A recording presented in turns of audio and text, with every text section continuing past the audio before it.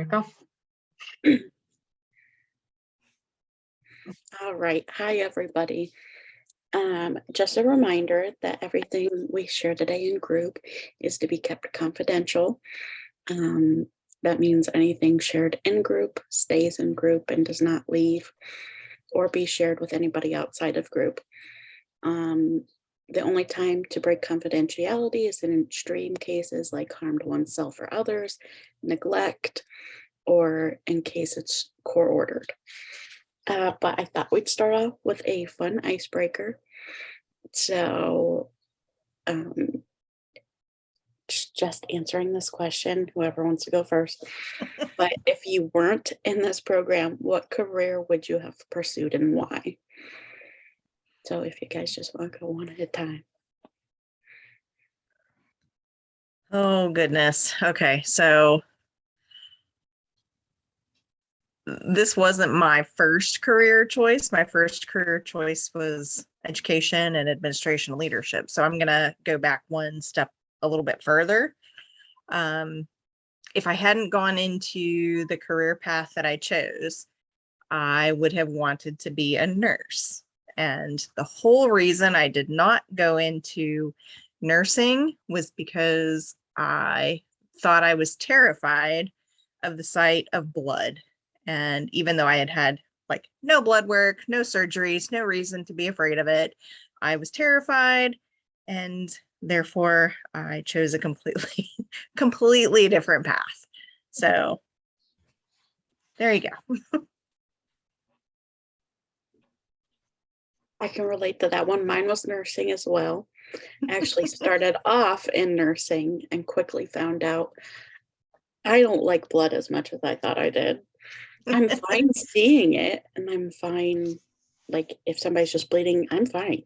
It's when somebody has to get blood drawn. I don't know what about that process. I can't deal with it. The tubes come out and then I go down. I just, no. So then I took a turn and decided to help people a different way. So that's why I'm in this program. Who else? I can go. Oh, go ahead, Elena. I was just gonna say when I was a kid, I don't know that I actually would have pursued this because I feel like it would be too hard for me. When I was a kid, I wanted to be a dentist. So I feel like I would if I had pursued that, I would have gone to dental school because my grandpa is a dentist and he's like my number one supporter, my role model. And I wanted to be like just like him when I was a kid. So that's what I was gonna say.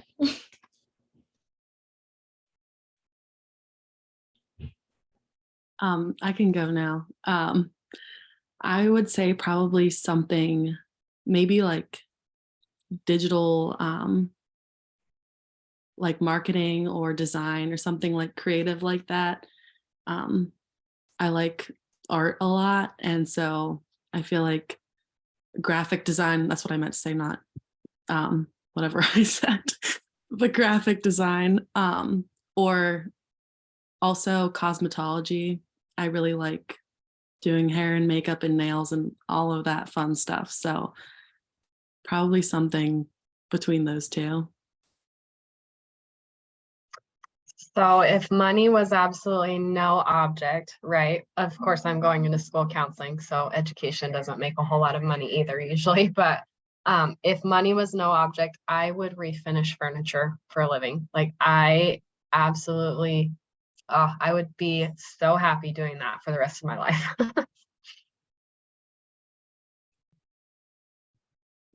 I can see all of those responses for each one of you. The only one that threw me was Stephanie. That is awesome. I kind of do that in my day-to-day life because I work at a craft store. So we do that a lot. So I mean, I get it. I love that. I just finished, I've had it for like a year and a half, but I found a piano for free and I just painted it for my sister. I know painting it sounds crazy, but it turned out so beautiful. It was really fun. It was hard. Hardest piece I've ever done, but it was worth it. That's really exciting. I'm glad you got enjoyment out of it. It sounds beautiful. All right, since we did the icebreaker, I'm going to ask if anybody would volunteer to read the abstract of the reading that we did. We chose the group counseling in schools article. So does anybody have the article up? I have it up. Okay, As does long anybody as have to I'm- read the abstract?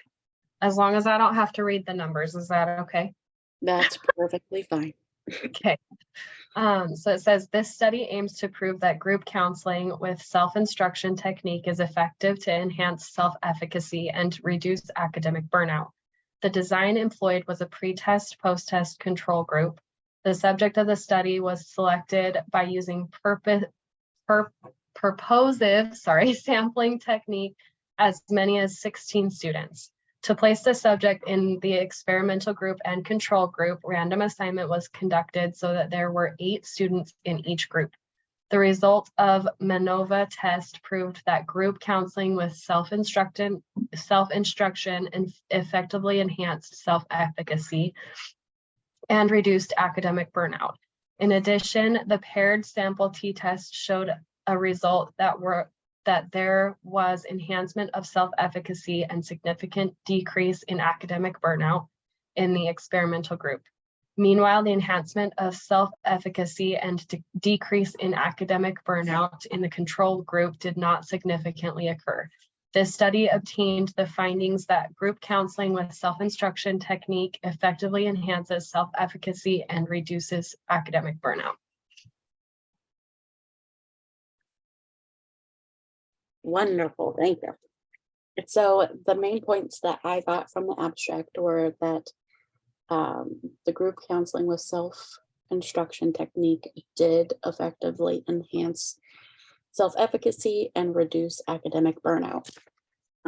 Going off of that, the prompt was to discuss challenges and benefits to groups and schools. So let's go ahead and do challenges to groups and schools. I didn't find a whole lot of negative feedback in this article. Did anybody else? I didn't find a lot of like a negative feedback, especially like in this one. I think I found more like challenges maybe of the like the actual study rather than like groups and schools. But other than that, I feel like this was like a very like beneficial like article for groups and counseling or groups and schools, sorry. Yeah, I agree. I didn't find pretty much any challenges that it said, because usually articles it'll address the challenges and the pros and cons of each. And this one didn't really address any of the cons to the program.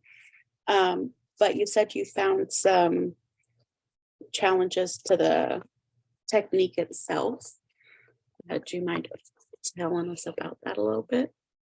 Yeah, so I think like towards the end they gave like I think 2 limitations, and one was like the gender, that a lot of like the members in the groups were female. And so I thought that, you know, if this study were to be replicated, you know, there should probably, it would be interesting to see like a balance of like male and female, and kind of see like the difference between, you know, how like what they, I don't know, if gender plays a role, you know. And then I think like having like a bigger sample too, because I think it was only, I think it said 16, right? 16 people. So a bigger sample, like especially like in a high school, like high school wide, like I think that would be interesting. Or even like college, like even like this like master's program too. I thought that would be interesting too. Thank you. With that being said, I wonder, because it said that it was a randomization of the participants. So I wonder if, since it was random, that's why so many girls were picked. I mean, obviously, but if we were to try and do it again with a bigger pool, would we keep it random or would we try to do that 50-50 split boys, girls? Um, I don't know. I don't know if there would be any drawbacks to that. So, just another, so I wasn't, when it was talking about, difficulties or challenges with the article, I wasn't thinking per se about specifically what was written in the article. I was thinking about challenges of students implementing. And so I was just thinking, so I have a daughter who's 15 who has been in counseling for probably 4 or 5 years at this point. And so, one of the things, like when she's having, anxiety, like I prompt her, like, okay, remember, you've got a lot of strategies. So like, which one would you like to use? And her default is, that's not going to work now. It's too late. And so I think for me, thinking about, in terms of school counseling, like getting students to be able to use self-talk and to know, I don't want to necessarily say have a script, but to have kind of a script. Like when they get into a situation where they need to use those tools, to be able to have the trigger words to know, okay, this is what I do next, and this is what I do after that, and then this is like how I calm. So I think that to me was one of the really significant challenges of trying to implement something like this, whether it be younger kids or older kids. Like it seems to be sometimes that there's a block that doesn't like click with them right away to say, oh, I'm having an anxiety attack and I need to like talk myself through like how to breathe or whatever. So those are my thoughts. Thank you. I think it's in society. Growing up, I always thought that anxiety was something that big people felt. And so as a kid, I didn't think that I could feel that. I thought it was just a emotion that adults had. So I think definitely some education about that would be beneficial to all children. But I do think that you're doing a wonderful job at trying to help her restructure those self-talk. I think that she could definitely benefit from that. And it sounds like you're trying to help her to get to understand that. So I applaud you for that. And I would love to hear progress. Does anybody else have any pointers or things to say about challenges that they found in the article? My brain kind of went like Shelley's did. I work for an online school. And so when I read stuff like this, I'm constantly like, okay, how could this work in an online setting? Like, what would that look like? And one of the things the article talks about is like that depersonalization that some students go through. And that is so, so real in an online world. And so my thoughts just went to like, how does this look and what would it, I can't even like put my finger on it, but like how could trying to get them to engage, first of all, in an online group and try and get them to recognize these things of self-efficacy and like self-instruction techniques, like what it talks about, like how does that look and what kind of study outcomes would that bring in an online setting versus in person? And so that's where my thoughts went, and kind of to the challenges that come with trying to do a group in an online world. Yeah, online has definitely become more and more of a popular thing within the past few years. Yeah. So I would love, like you said, to see an expansion of research, because for some kids, that's their everyday, that's their normal now, especially since COVID, having to do it all online. I'm positive it changed some of that self-advocacy, because I remember growing up, I had such test anxiety in the classroom and just looking up and seeing that other kids were done before me. And I thought like I was doing something wrong. I was an issue. So if online you can't see other kids done before you, would that be helpful or would it be a drawback? Because you're not getting that peer stimuli. Um, I don't know. I think there's definitely positives and negatives that would be found in that environment, but I'd really be interested to see what they found out. Yeah. And I think that's great that you made that connection because my brain would not have gone there. Well, and it's been interesting because I had to have some extra hours for my outside group. And luckily, one of our school counselors was like, we're going to start these groups this year. And her group was starting. And so I got to go to her first meeting last week. And it was like so different than that because I'm doing online meetings for my group. And I'm like, well, these kids are not engaged like at all. They won't answer your questions. They're like showing you their dog. Like, how do you control that in a positive way? But yeah, just interesting. Yeah, for sure. Okay, did anybody else have any other challenges that they wanted to state, or should we move on to benefits? I just had one thing to kind of build off of what Shelley said. Mhm. I think it would also be interesting to see if when they're doing these group counseling sessions to work on self-efficacy and like techniques to build it, if they included some signs to look for within yourself for when to start using those techniques. Like, oh, like, do you feel like your heart is starting to race a little bit, or your hands getting sweaty, or are you starting to have like thoughts running a million miles per minute? It'd be interesting to see if they gave them examples of those cues to look for to start using those techniques and start breaking down, like say they're anxious over an assignment, start breaking it down into like little parts that are not easy, like easy for them to accomplish. Step 1, as simple as write this in my planner. Step 2, ask the teacher about any questions, stuff like that, to kind of break it down and literally give them a step-by-step for when you start feeling this, maybe try doing this. So that was just something I had to add. I love that. Like I said, when I was a kid, I was a very anxious test taker, and I actually got held back in 2nd grade, not because of I didn't know the material or anything. It was because I would put the right answer on my test and then I would erase it because I second guessed myself and I would change the answer.